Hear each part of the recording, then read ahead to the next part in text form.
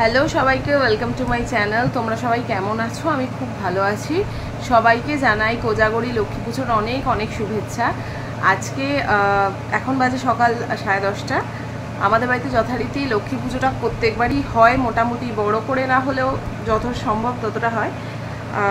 ভোগ ঠোগের ব্যাপার আছে, মা পুরোটা ভোগের দিকটা মাই পুরো দেখে, কারণ রান্নাবান্নায় তো আমি লবডঙ্কা।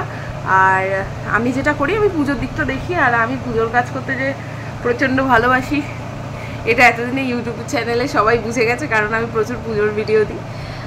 তো যাই হোক, এখন ঠাকুর আমাদের আগে থেকেই রয়েছে, মাটির কিনতে লাগবে না।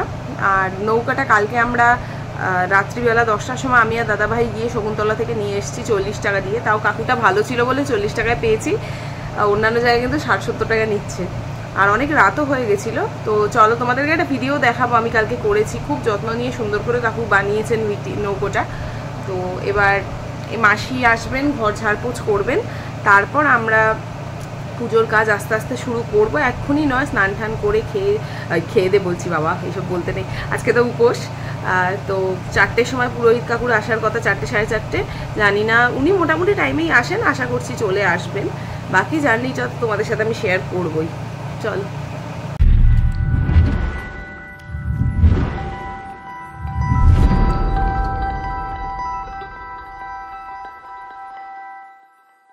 তো সত্যি বলতে আজকের ভ্লগে খুব বেশি কিছু আমি তোমাদের সাথে দেখাতে পারবো না বা শেয়ার করতে পারবো না।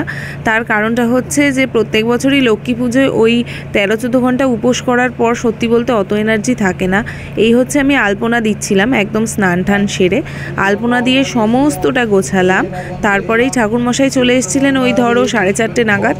তো আসার পর পুজো শুরু হয়ে গেছিলো, তখন পুজোর কাজে ব্যস্ত হয়ে গেছিলাম। আর এত কাজকর্মের মাঝে না সত্যি বলতে ভিডিও করার মতো সেরকম সময় পাই না, অন্তত লক্ষ্মী পুজো, কারণ লক্ষ্মী পুজোয় প্রচণ্ড চাপ থাকে।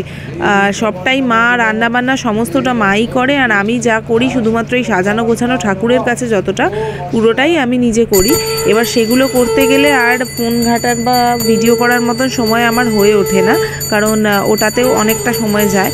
তো সব মিলিয়ে মোটামুটি পুজো শেষ হতে 5টা মতন বেজেছিল, আধ ঘন্টায় পুজো শেষ হয়ে গেছিলো। তারপর কিছু ডেকোরেশন বাকি ছিল, ঠাকুরমশাই আসার আগে আমি করে উঠতে পারিনি, ঠাকুরমশাই চলে যাওয়ার পর আমি করেছি। খুব ছোট্ট সামান্য কিছু বাড়িতে যা ছিল আর কি, দেখতে যাতে ভালো লাগে তার জন্য এই সবটা সাজালাম। তারপর মা ভোগগুলোও দিয়ে দিয়েছিল, সেগুলো পুজোর পরেই আমি ভিডিও শ্যুট করলাম, যাতে কিছু অন্তত তোমাদের সাথে শেয়ার করতে পারি। আমাদের বাড়িতে নিয়ম হচ্ছে লক্ষ্মী পুজোতে সব রকম ভোগ অল্প হলেও করতেই হয়। তো মা সব রকম প্রায় প্রচুর রকমেরই ভোগ অল্প অল্প করেই করে, যা আর কি নিজেরাই যা যতটুকু খাই, আর হয়তো 2-1টা বাড়িতে যদি দিতে পারি তো পারি, নয়তো নিজেদের মতন করেই। আর এই মিষ্টি ফল সমস্তটা সাজানো ছিল। তারপর কিছুটা আলপনাও দিয়েছিলাম, ধূপ টুপ জ্বালিয়েছিলাম। আর এই এটা প্রদীপটা না মা আগের বছর কিনেছে কালী পুজোর আগে, কালী পুজোর সময় জ্বালানো হয়েছিল। এবার আমার খুব ইচ্ছা করছিল যে লক্ষ্মী পুজোতেও জ্বালাবো, কারণ আমার এইসব প্রদীপ টদীপ জ্বালাতে খুব ভালো লাগে।